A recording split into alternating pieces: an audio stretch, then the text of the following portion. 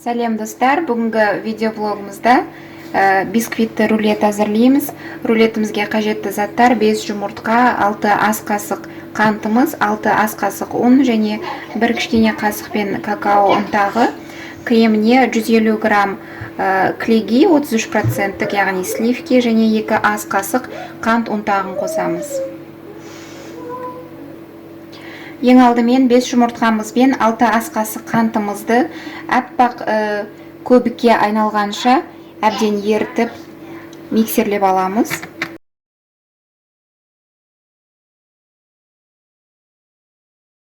Мінекей, біз аппақ көбікке айналғанша қантымызды ерітіп алдық, жұмыртқамызды араластырып.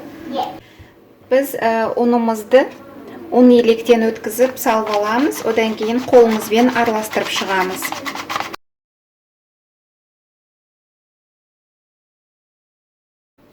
Және астынан үстіге қарай араластырамыз.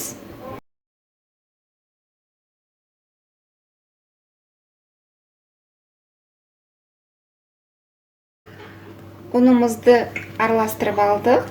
Яғни ұнның түйіршіктері қалмау керек. Қолымызбен араластырғанда жақсылап араластырасыздар.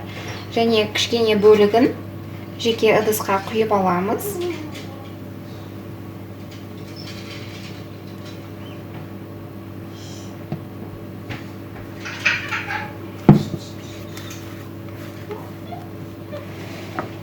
Және осы бөлігіне біз 1 шай қасық какао ұнтағымызды қосып, жақсылап араластырып аламыз.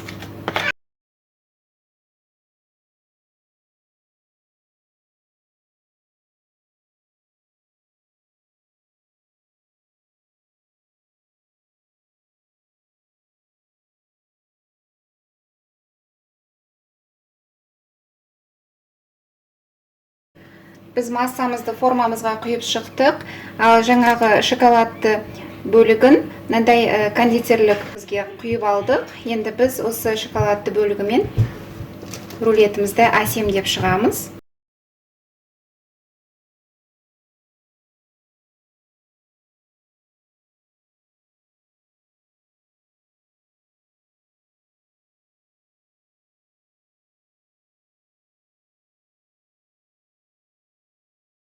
Мінекей, алдын ала 180 градуста қызып тұрған пешімізге 15 минутқа пісіріп аламыз. Біздің бисквитіміз дайын болды.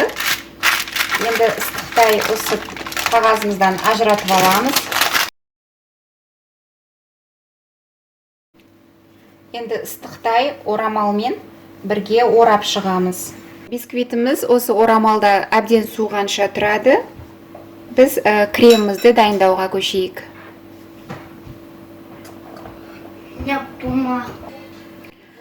Біз бисквитіміз суығанша кремін әзірлейміз. Жаңағы сливкимізді алып алдық, оған қант ұнтағымызды қосамыз. Әбден қою кремге айналғанша миксерлеп аламыз.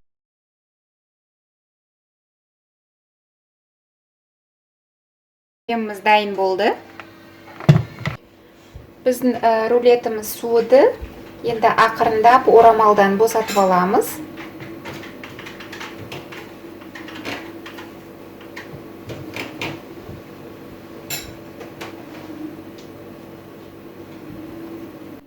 Орамалдан ажыратып алдық. Енді ақырындап арасына кремімізді жағып шығамыз.